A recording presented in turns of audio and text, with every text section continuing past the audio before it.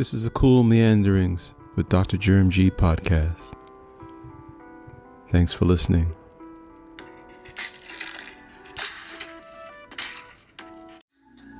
Welcome back to Cool Meanderings with Dr Jerm G. I'm your host, Dr. Jerm G. I'm still an aspiring writer. I'm still an educator. And I'm still a lover of all things sports, entertainment, comics, movies. Yeah, I'm still meandering. I took a little summer siesta, but I'm good, man. This is episode launching on September 5th, the eve of the new NFL season, which kicks off in a few hours, as a matter of fact. I'm looking forward to it. Generally, but I have to say tonight's game it's not really on my radar. I don't think tonight's game is going to have any impact on the season. I think the way last season ended between these two teams suggests that home field advantage in January it's important, but it's not in game. It's really about momentum. Who has the momentum heading into January? And last season, the Chiefs clearly had the momentum. You know, they went into the playoffs, and you know they basically defended their crown. I mean, they held home field, easily defeated the Miami Dolphins, and then I think the game that really clinched it for them was winning in Buffalo in that divisional round playoff game last year. I think winning that game basically, I felt basically it cemented their confidence in the possibility of a repeat. And then, of course, going to Baltimore and getting a few breaks, but essentially exposing the Ravens for their offensive limitations. And quite frankly, on the defensive side, too. I mean, the defense played great, in my opinion. But, in a game that was that close, it came down to a couple of plays. And the Chiefs made the plays. They had the legends on offense to make the plays against an outstanding defense. And then, sadly, the season ended in bittersweet fashion. My San Francisco 49ers, of course, would once again see the Chiefs in the Super Bowl and blow it in overtime. Blow it in the second half, once again. But to make matters worse, they blew it in overtime. So, yeah, I was in a little bit of a funk after that. It was rough to see my team lose like that. But hey, all was not lost. I had a pretty good spring otherwise, and summer. So, I am back on the mic and ready to roll here. I want to get going and talk a little bit about the football season. I got a couple of topics that I'd like to talk about quickly. This isn't going to be a terribly long episode, but as I said, I'm not putting much stock into tonight's game. I don't care who wins, quite honestly. I might turn it on. I might just wait for the highlights. It's listen, Chiefs, Ravens.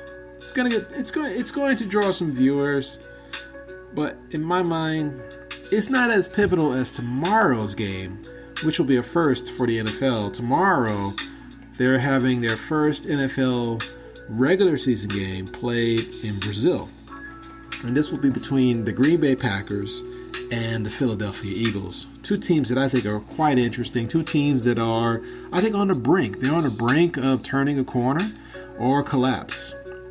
Both teams, quite frankly. But I think more so Philly. I think Green Bay is they're probably one of the younger teams in the NFL.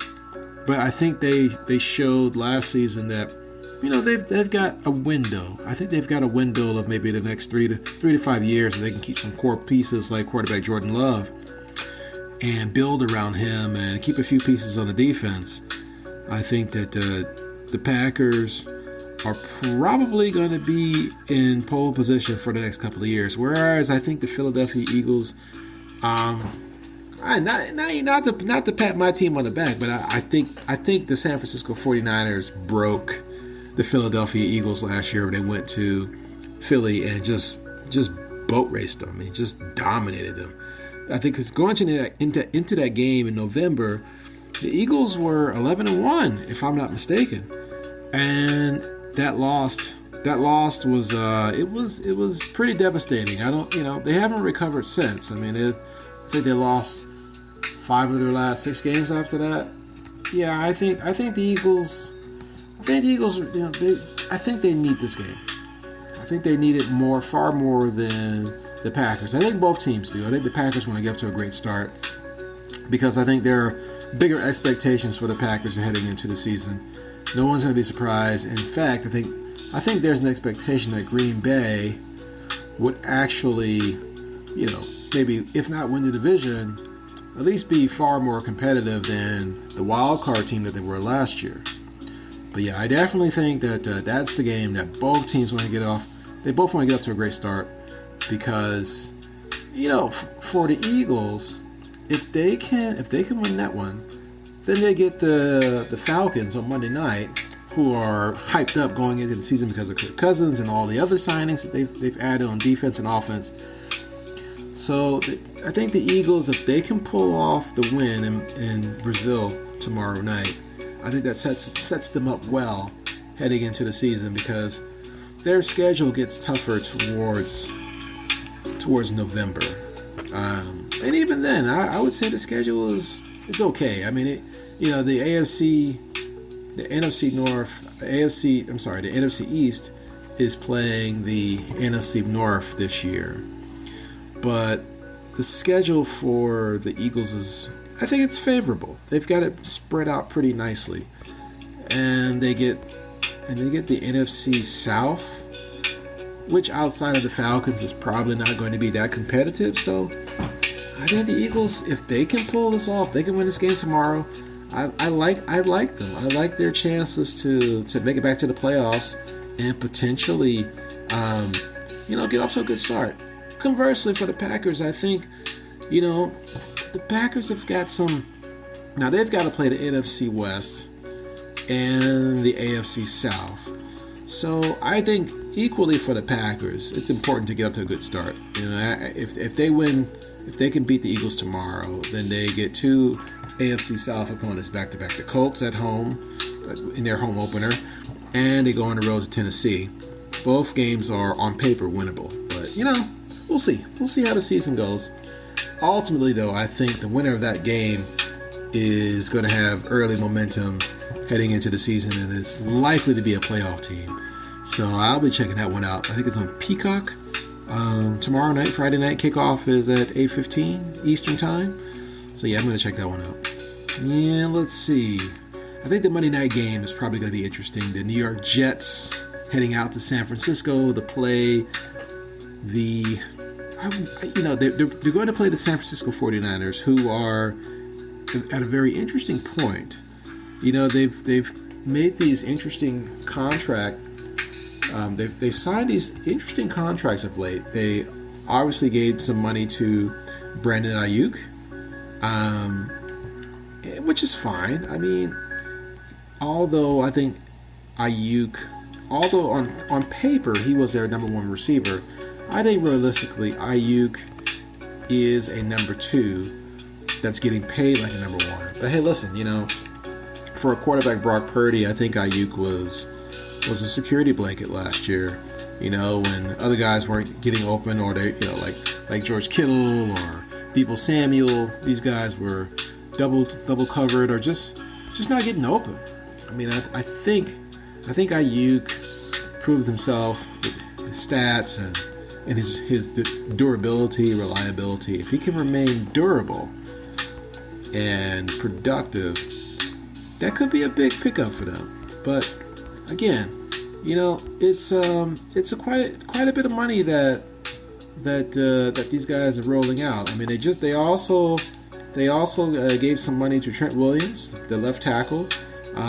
He signed the contracts according to Mike Garafolo with NFL Network on X. He says that Trent Williams signed a deal that includes $48 million fully guaranteed. And then it also includes a $25 million signing bonus. So it's a pretty good chunk of cash, for a guy that is pretty reliable, but at the same time heading into his 15th year in the league. And for most seasons, he does end up missing at least a couple of games.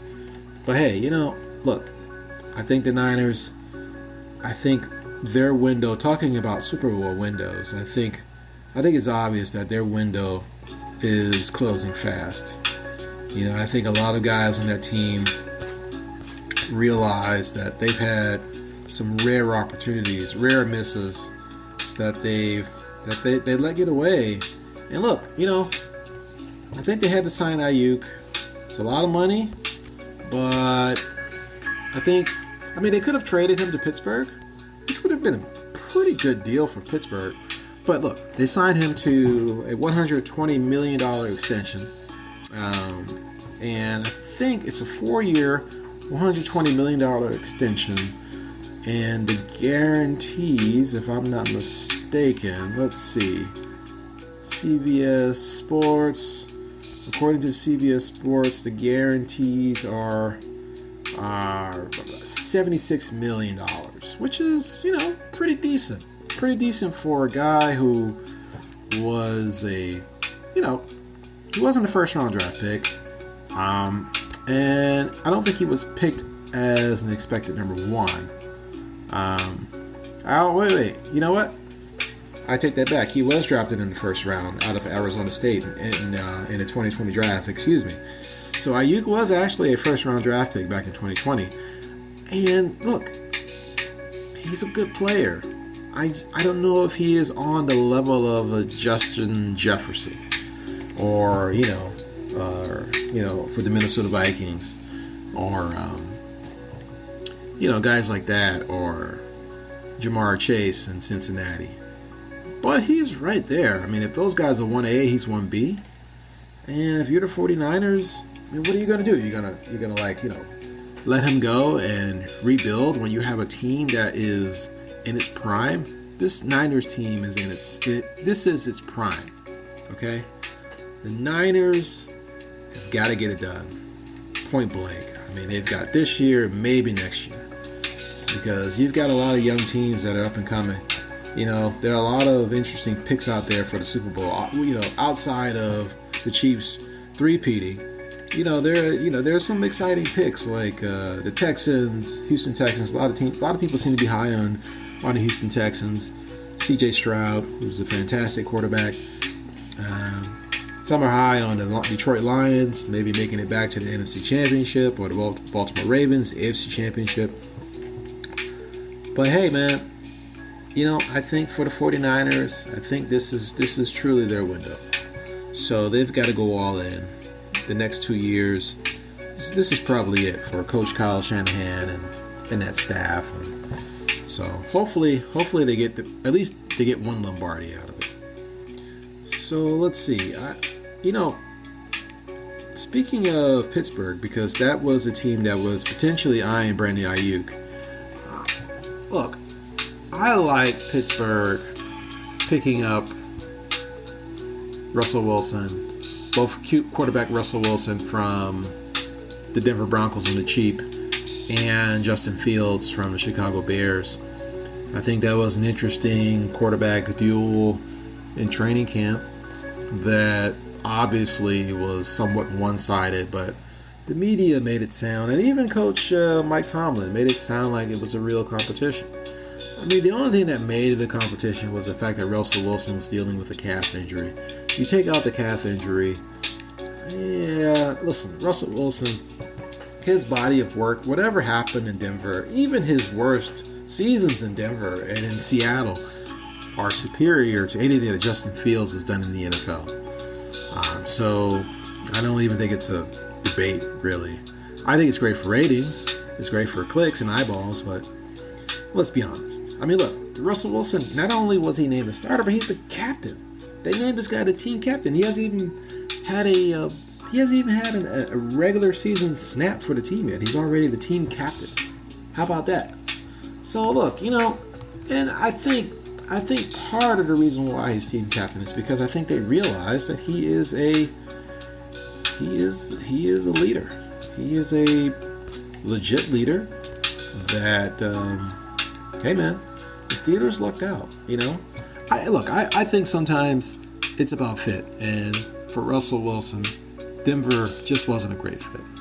It just wasn't a great fit. The Denver Broncos, they're a pretty solid organization.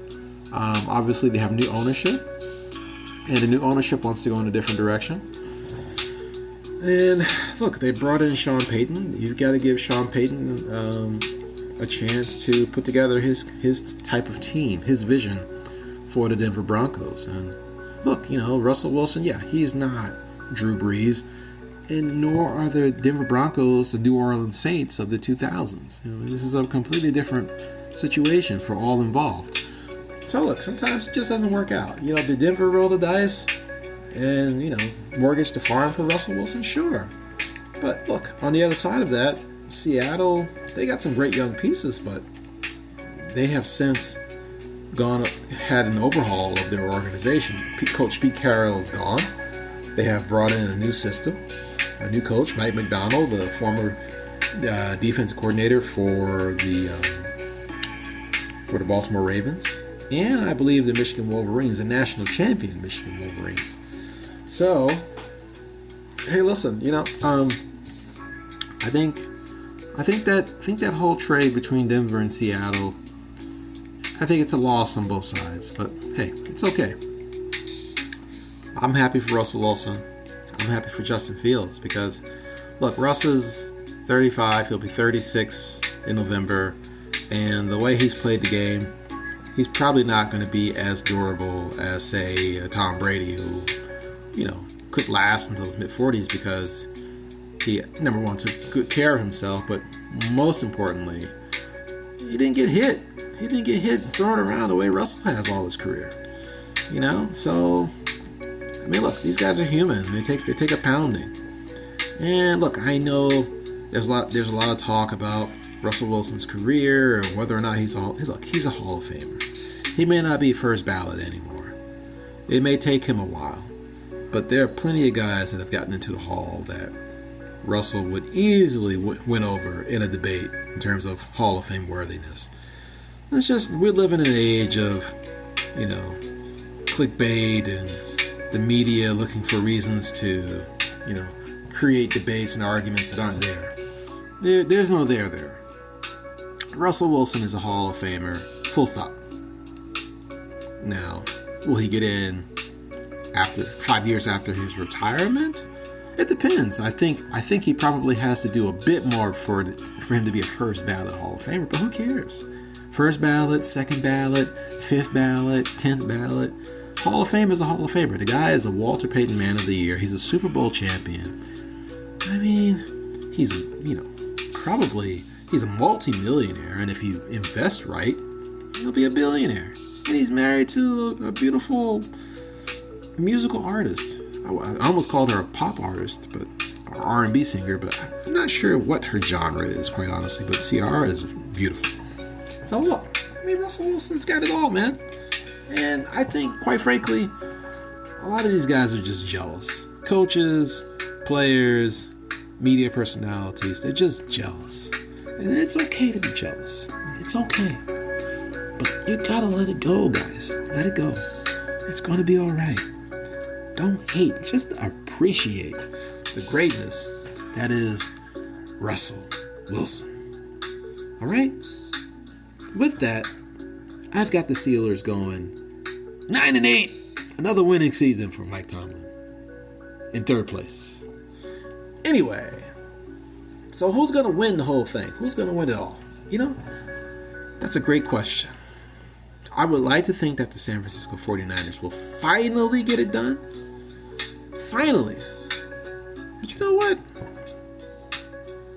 I'm going to go out on a limb and say that we're finally going to see a three-peat in the NFL. We're going to see an actual dynasty and say that the Kansas City Chiefs will find the way to wiggle and worm themselves into a third straight Super Bowl. I don't know how they're going to do it or who. Chances are it'll likely be Philadelphia or San Francisco. Look, I'm not buying the Falcons until they get on the field and they play, they gel. I know that on paper the Falcons are loaded, but let's see them beat Tampa Bay first, okay? Let's see them dust off, Baker Mayfield and the Tampa Bay Bucks, or even Bryce Young and the Carolina Panthers. Now, let's not forget the New Orleans Saints, okay? Let's see how they do in their division first before we start looking at the Atlanta Falcons as a Super Bowl contender. I think the two legit Super Bowl contenders in the NFC remain the San Francisco 49ers and the Philadelphia Eagles, followed by maybe the Detroit Lions and the Los Angeles Rams. I say maybe because those teams just always felt like one tier below, Like they could be easily beaten by the Dallas Cowboys or the Green Bay Packers. I think they're two legit teams. The two bosses in the NFC are the San Francisco 49ers and the Philadelphia Eagles. The last two teams to get beaten by the Kansas City Chiefs in the Super Bowl. And I think one of those two will have the privilege or the displeasure of being dusted off once again. Once again having the Super Bowl championship wiggled away from them. And yes, it may not be the most sexy or fantastic pick or fantasy-worthy pick, but I do think that we're probably going to see a three-peat. I know the AFC is loaded. The Ravens, the Bills, the LA Chargers, Jim Harbaugh is back, and a whole host of other teams, Houston Texans, they're all there. Yeah, I agree. Miami Dolphins, the AFC rules. But don't forget about the New York Jets, Aaron Rodgers. He says he's hoping for a season of greatness. We'll see if it happens. But yeah, I think at the end of the day, we're looking at one more year of Patrick Mahomes on top. One more year. So, we'll see. Let's see what happens. But in terms of fantasy,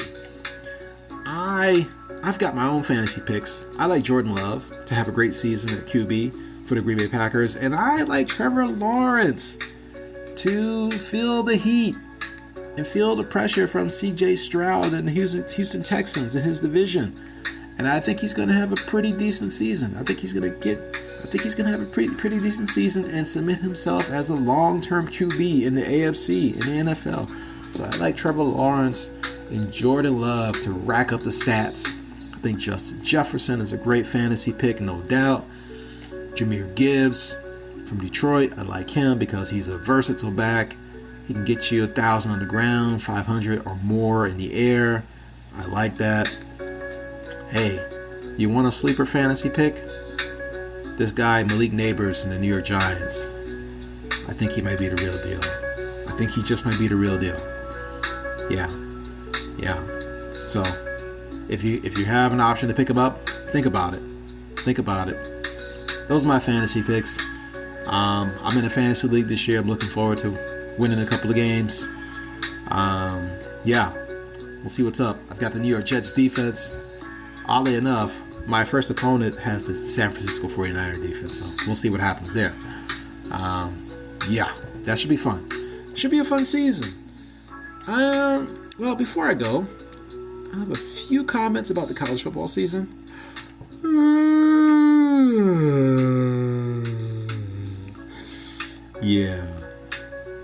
About the college football season.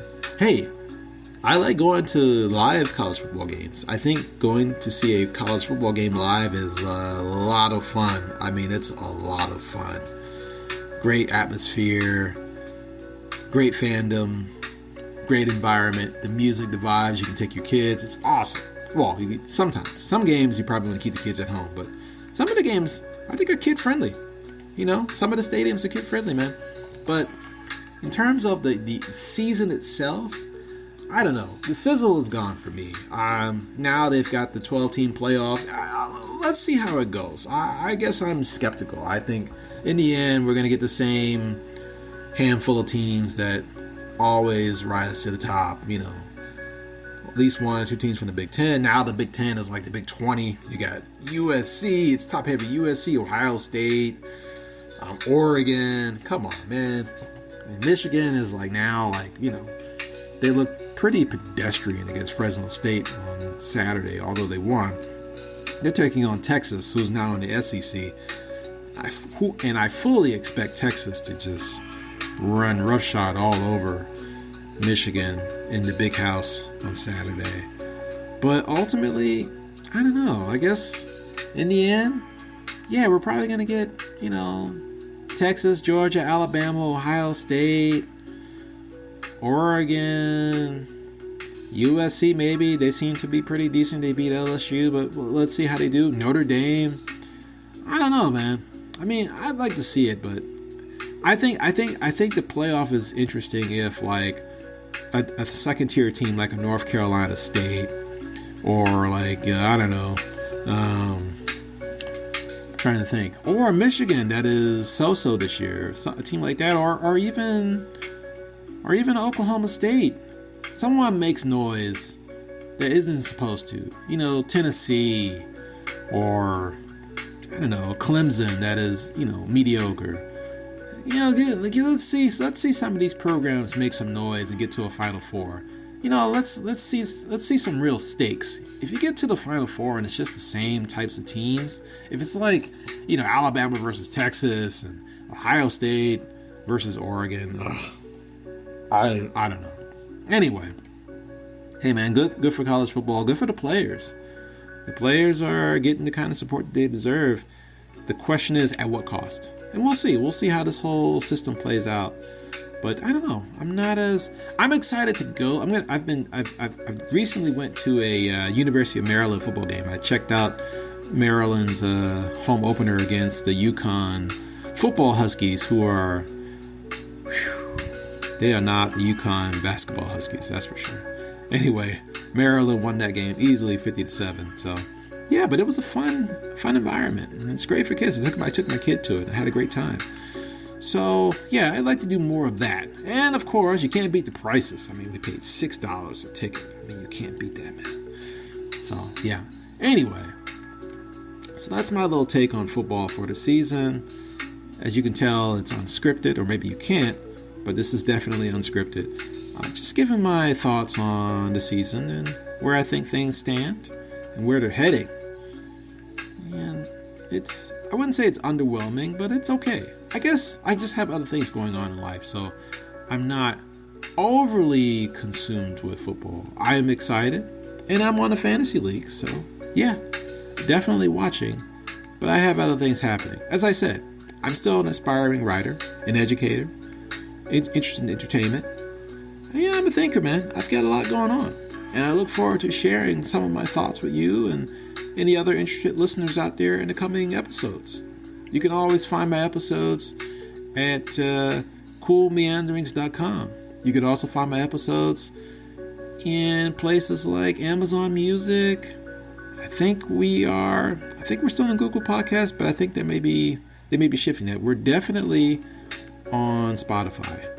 And if I'm not mistaken, my podcast episodes are now being automatically uploaded to my YouTube channel, which is Dr Jerm G on YouTube. So if you want to listen to this while checking out some cool thumbnails, go to my YouTube channel, Dr Jerm G. All right. Well, thanks very much for listening. Until the next one, have a great start to the football season and an even more fabulous weekend. I'm out. This is the Cool Meanderings podcast with Dr. Jerm G.